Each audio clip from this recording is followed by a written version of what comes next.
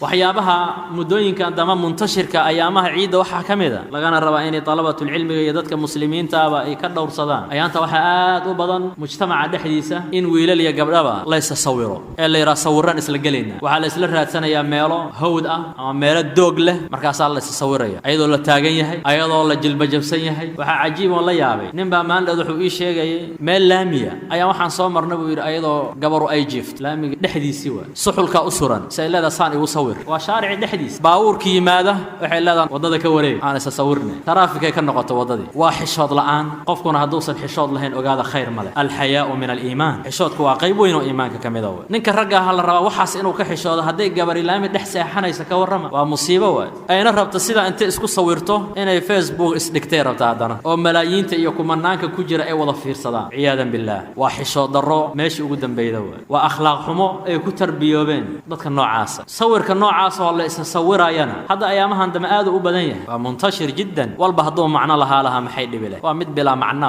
bal hada is sawirto Facebook aad isgeliso maxaa soo hesha adiga maxaa macnaa ilaa sawirkaaga cilmi ma kordhin quruxna dad ma dheerid maxaa laga faa'iiday waa adiga is sawiraya maalin walba waa imtixaan qaarkood markuu shaaha cabay waa sawira meel heblaan fadhina shaaha cabayna ma la yaani waa meel heblaan tagnay meeshaas aan wax ka cunayna soo cunadii afka gashana oo sawira waxa soo dhan waxay ka yimaadaan waa min al-faraaq waa dadan waqti ka dhicin dantooda dhanna waxay noqotay inuu yiraahdo halay fiiriyo kaliya galas biyaa soo qaadana waa sawira caag biyaa soo qaadana waa sawira wado maraya waa sawiraya baawur wada wuxuu leeyahay meel heblaan socdaa waa sawiraya hadoo wax bara laha oo caalim min ahli ilmi oo kamid ahaan laha waaba la jeclaysan laha aragtidiisa Sooma laakiin adoo caamiya wax kugu falaya hadaad wax cunaysan adigu waa is og hadaad baawur wadataan ada iska warqaba ciidaad wax u faa'iideysa haba yaraatay ma jirto kii ku yaqaana wuxuu leeyahay hebel oo shaah cabayaan intaas kaliya laga sheegay intaas fadiila miya shaah umadan waa cabaan maxaa dheerta waa la wada cabaan laakiin adiga maziyada gaarka aad leedahay waa cunadu waa la wada cunaa wax cusub lamaadan iman ma atayta bi jadid waxa soo dhan aad arkaysi ma la yaani waqtiga ka faa'iideysta khayr Allah idis waxa kale munkaraadka muntashirka ayaamul ciid kamida xaflada la qabtaa ciidaha xafladahaasi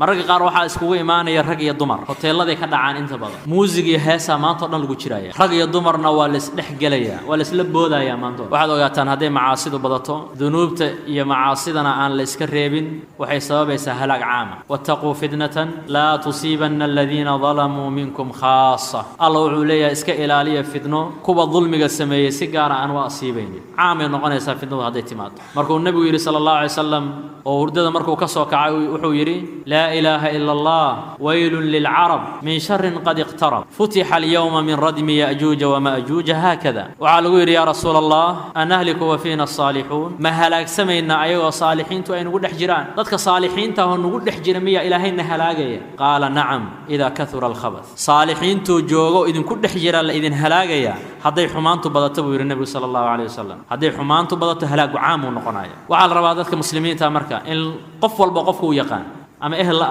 ama qaraabo la waxyaabaha munkaraadka in uu naseexay ma'diratan ila rabbikum wa la'allahum yattaqun haday ka aqbalana wa alhamdulillah haday aqbali waayaan ilaahi agti cudur daar ay ku noqonaysa ina adiga wixii waajib ah lagu laha aad gudat maalmaha ciida maadaama maalmo farxadeed ay tahay wa ayaamu dhikrin أيام أكل وشرب وذكر لله وما المعنيد عبد إله الله حسبه النبي صلى الله عليه وسلم وأيام الذكر ولتكبروا الله على ما هداكم وحال ربعين إلهي لوينيه إلهي الغمة هذه سبحانه وتعالى نعمة الله ونسيه سبحانه وتعالى ويكملتها فرحة عيدة إن إلهي الله شكري طاعة إلهي الله بضيه ساسادك مسلمين تعالى قربا لكن معاصي الذنوب إن الله ما نران وكفر حينا أرنتها سوى خطر وحين الصواب كرتا إن إلهي سبحانه وتعالى مصيبة عامة أو أمدك عام عياذا بالله